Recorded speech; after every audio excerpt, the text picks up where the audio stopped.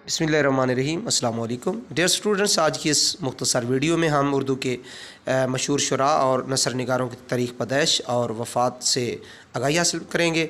उससे पहले अगर आपने यूट्यूब चैनल को सब्सक्राइब नहीं किया तो बराए मेहरबानी चैनल को ज़रूर सब्सक्राइब कर लें ताकि ये मुफीद मालूमात आप तक बराह रास्त पहुँचती रहें। सबसे पहले वली दकनी 1668 में पैदा हुए और सन 1744 में वफ़ात पाई।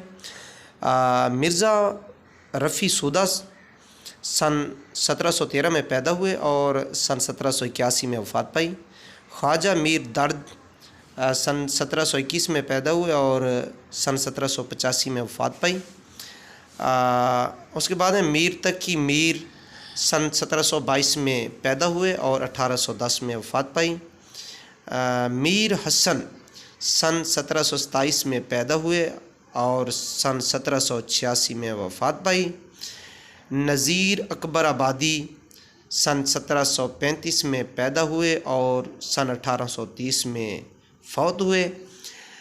इंशाअल्लाह ख़ान इंशा सन 1756 में पैदा हुए और सन 1817 में वफ़ात पाई। ख्वाजा हैदर अली आतिश सन 1778 में पैदा हुए और 1846 में वफ़ात पाई।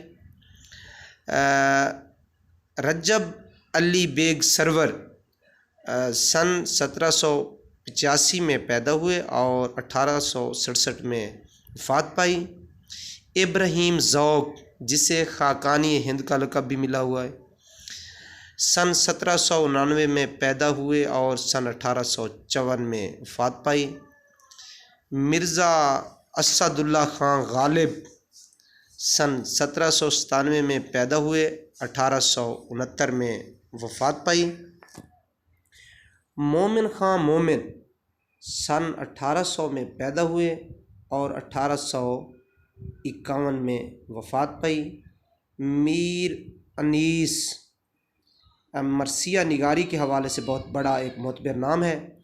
सन 1803 में पैदा हुए और 1874 में वफ़ात पाई। सर सैयद अहमद ख़ान सन 1817 में पैदा हुए और 1898 में वफ़ात पाई। डिप्टी नज़ीर अहमद नावल की दुनिया में एक बहुत बड़ा मोतबर नाम, उर्दू अदब का पहला नावल मरतुल अरूस लिखा सन।